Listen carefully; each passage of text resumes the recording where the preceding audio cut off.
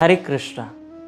कभी कभी कुछ लोगों के मन में ये सवाल उठता है कि जब भगवान श्री कृष्ण शांति दूत बन के दुर्योधन को समझाने गए तो भगवान दुर्योधन को समझाने तो गए, लेकिन दुर्योधन क्यों नहीं समझा? क्या भगवान के समझाने में कमी थी या दुर्योधन में कोई कमी थी? एक बात याद रखिएगा, ध्यान से सुनिएगा। भगवान दुर्योधन को समझाने गए, जो दुर्योधन भगवान से भी नहीं समझा। आप सोचिए, क्या भगवान के समझाने में कोई कमी होगी? महाभारत के युद्ध में देखिए, युद्ध के आरंभ से पहले ही भगवान श्री कृष्ण ने अर्जुन को गीता का ज्ञान दिया। आप सोचिए कि जो भगवान कृष्ण ने अर्जुन को ज्ञान दिया, अर्जुन तो फटाफट समझ गया, फटाफट समझ गया, और भगवान की हर बात को अर्जुन ने एक्सेप्ट किया। पूरा गीता का ज्ञान सुनाने के बाद 18वें अध्याय के 63वें श्लोक में अर्जुन को भगवान कह रहे हैं, यथ इच्छासी तथा कुरु। भगवान ने पूरा गीता का ज्ञान दिया और विराम में कहा, क्या कहा? कि मैंने आपको ये ज्ञान दिया है, अब जैसे आपको करना है आपकी मर्जी। अर्जुन, जैसे तुम करो, आपकी मर्जी करो। यथ इच्छासी तथा कुरु, जो तुम्हारी इच्छा है वो करो। मैंने तो तुमको ज्ञान दे दिया, मैंने आपको आपका कर्तव्य समझा दिया, मैंने आपको अपने विषय बता दिया, मैंने अपने स्वरूप के दर्शन करवाए।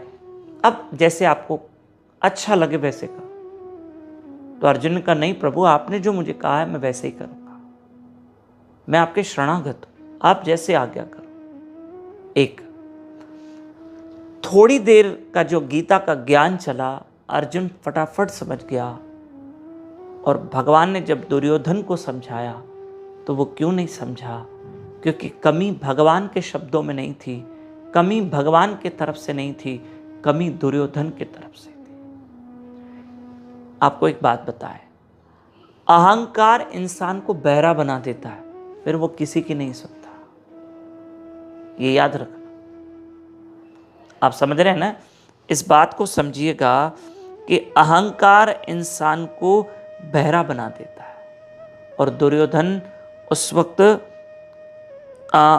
बहरा बन के बैठा था, जिसके कारण वो भगवान कृष्ण की बातों को भी समझ नहीं पाया। क्योंकि दुर्योधन अहंकारी था, अहंकार इंसान को बहरा बना देता है, फिर वो किसी की नहीं सुनता है।